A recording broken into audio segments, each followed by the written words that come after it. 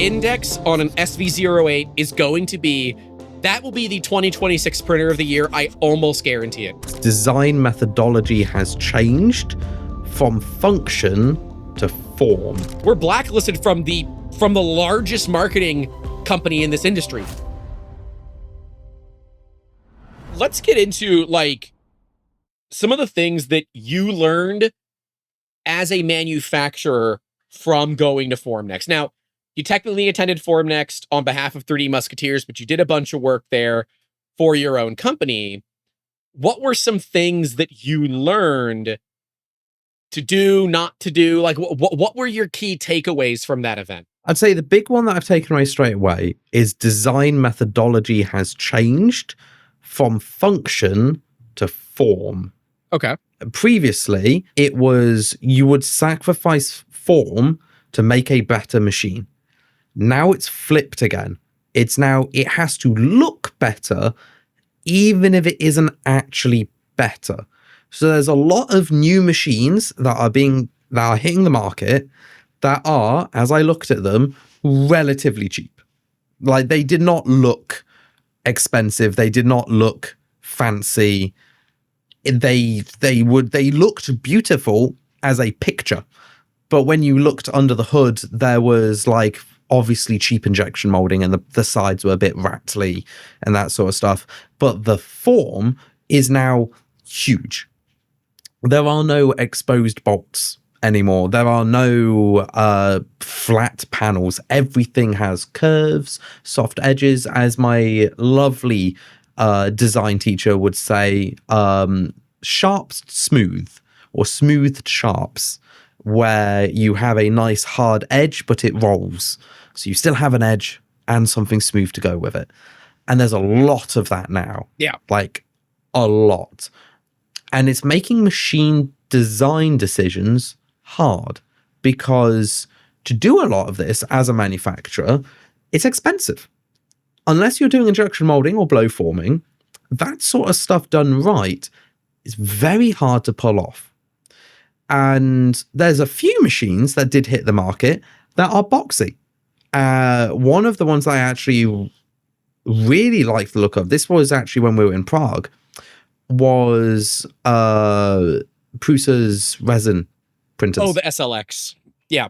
Yeah, the SLX, because they're smooth sides. Industrial machines don't have to look pretty. The black, gray, maybe a little bit of white color scheme, that's what industrial wants.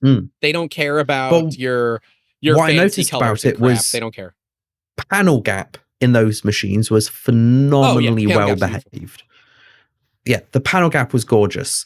The panel gap on the machines back at Formnext was frankly atrocious at times, but it didn't matter because they designed around bad tolerancing. Well, remember, a lot of these printers are being very apparent countries over, sometimes across the world, to be at these shows. So you never expect them to be 100% perfect. You do expect them to be functional if they're supposed to be, right? That's the thing you expect. And though it was also quite interesting, I could notice immediately which printers used blown or vacuum formed plastic panels to injection molded. And it was subtle. Most customers won't realize it, but the ones that were vacuum formed looked so much worse because they didn't have a perfectly smooth mold to go in. But it allowed for them to be much cheaper and more accessible for smaller companies. So I'm probably going to expect a lot more of the cheaper machines, like the sub 300, 400 pound mark machines, are going to go over to vac-formed side panels and vac-formed like plastic, like doors and everything, to give it that aesthetic of smooth. Like, you can't have an open V-slot anymore. You can't have bolts on show that aren't recessed perfectly flat.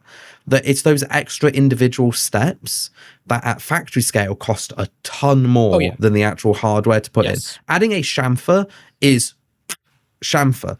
When you have to do that 24/7, and that is actually the cost that ends up raising the price of the machine.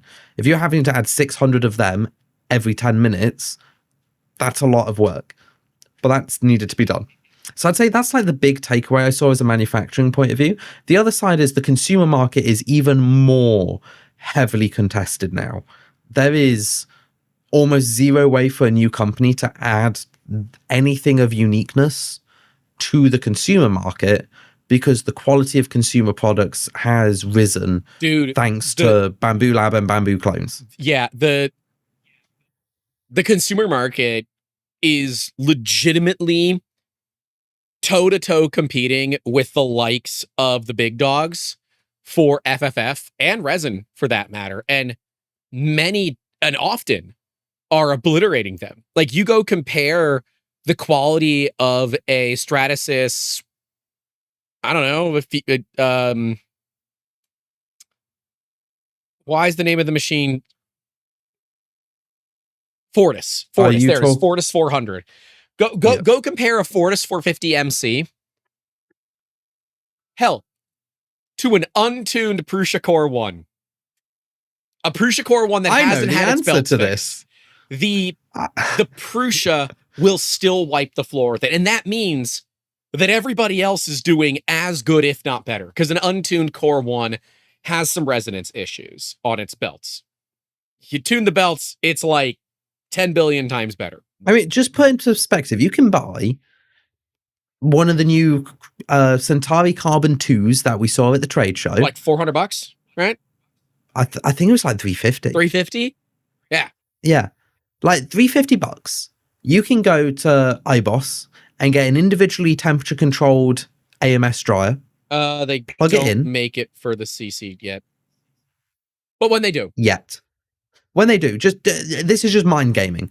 Right. You can get one of them. You now have individual temperature control, filament detection, filament run out, multi-material on a relatively fast print platform for sub $600.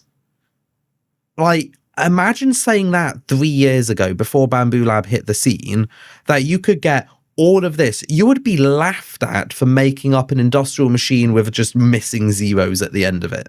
Sponsors would like you to only talk about their product, doing a disservice to the 3D print community, so there's a conflict of interest being sponsored. No, there isn't. But you have to have the right sponsorships. So when we accept sponsorships from companies, the deals include that we can say whatever we want. If someone is saying we will only give you money to speak kindly of us, I'm lambasting you online and I'm showing what you said. If you are giving us, if you're trying to give us money for a positive review, I'm calling you out.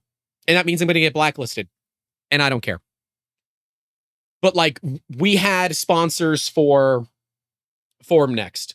So Bondtech gave us some money, FiberSeek gave us some money, Yep. and Prusa did the lion's share of the money. They all got the same spot. It's at the end of the videos and sometimes at the front, thanking them for making it possible. That's it. That's all they're paying for. Yes, does it mean that we have a tendency to go look at their booths as well? Absolutely. We didn't film with FiberSeek. They were always so busy we couldn't film with them. We got some B-roll and things, but we have a lot of B-roll from the factory tour that we did in China.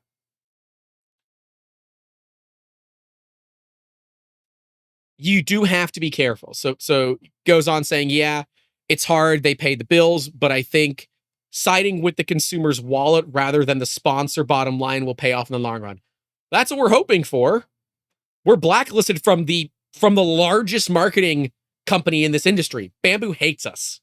I don't know if they hate us, but we're blacklisted from them. They will not work with us. Right? And why? Because I showed things they didn't want us to show. So they blacklisted us. Okay. No problem.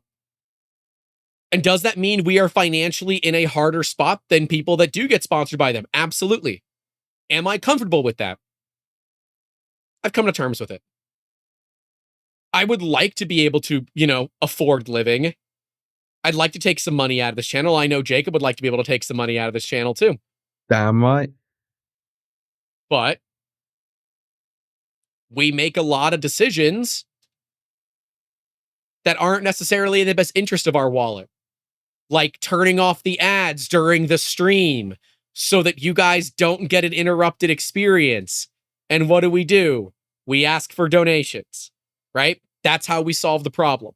Mike Jones says, everyone says what they want, but in the end, I've seen like 100 videos on the U1 and still don't know if it's good or not. Ah, okay. So I can give you the Grant has a couple of hours of seat time with a U1 experience. It is a decent machine that is built, in my opinion, with subpar materials. Yep, I'd agree with that. It feels, looks, and sounds very plasticky. However, it's a damn fine machine. It runs. They've done a really good job at maximizing it. They've maximized what materials they've used. In the time that we got to use it, it did very, very well. I am very happy with that machine. And quite frankly, if you don't need the build volume or the extra tool head stuff that the XL has done, you don't want to spend the money or wait for an index, I think the U1 is a significantly better option than an AMS printer. Simple as that. Now, do I have one? No. Did we make a contact at Snapmaker and are trying to get one? Yes. Do I want to compare a Snapmaker U1 to a Prusa XL? You bet your sweet ass I do. Now, I think the U1 is going to beat the XL. And the only reason I believe that is because the price point. It is so much cheaper than an XL. And I think that they've taken the years that the XL's been on the market, they've taken a lot the XL's done right, a lot of what the XL has done wrong, and they've refined it. But for my business, I also need the build volume of the XL. So for me, personally, the XL has to win because I need the build volume. But if you don't need the build volume, the price difference alone says the U1, you should be considering it before you consider an XL. But I would think that if you don't need the silicone, the pick and place, continuous fiber, whatever, a Prusa Core One L with index is a much better move than a Prusa XL. I said it. It's half the friggin' price, too. Like, it's hard to sit here and say, oh, yeah, go buy from Prusa. Yeah. I like Prusa. We've been to their factory 3 times. I visited Prague 3 times. I've been once now. And it is amazing. But yeah, I would think that there's a lot of opportunity out there.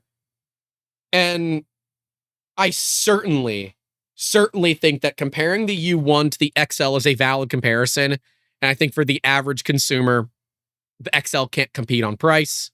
And that's all that matters. The average consumer cares so much more about price than they do anything else. That's why I think the Core One L is going to sell very, very well. Like, I'm running the same parts I would normally run on the Plus 4 right now on the Core One L, and I'm going to see how it handles it. If it handles it well, I am likely removing some of the Plus 4s from our shop and replacing it with Core One Ls. Mainly because the damn Plus 4s have so many inherent problems that make them a pain in the ass to work on that the Core One L doesn't have. Right?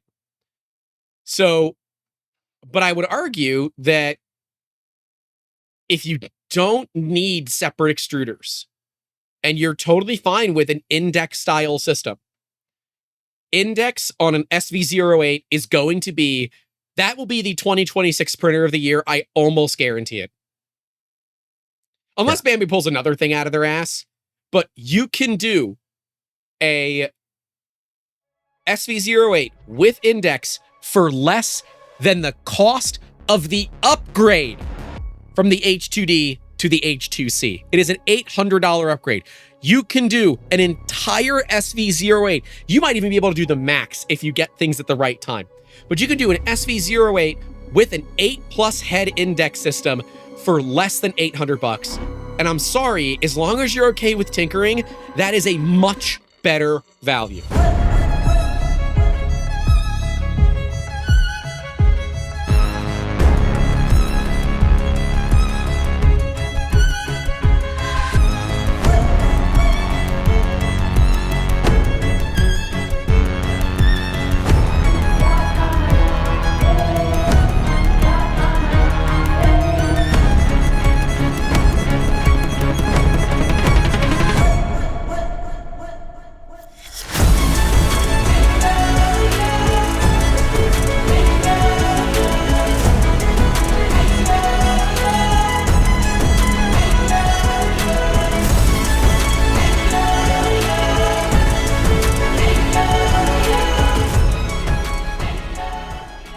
definitely the most reputable dealership that you've ever had. And we get in, and there's these two, frankly, quite nice, I'm assuming Turkish guys, just manning the bloody porterhouse. And they had one Leaf in the lot, and they give us the keys. We get in the Leaf, we press the power button, and the power didn't turn on. We're like, oh, is the Leaf dead? So we're like, oh, maybe I started it wrong. So I put my foot on the brake and I press it again. No, nothing. It was dead. An electric car, dead.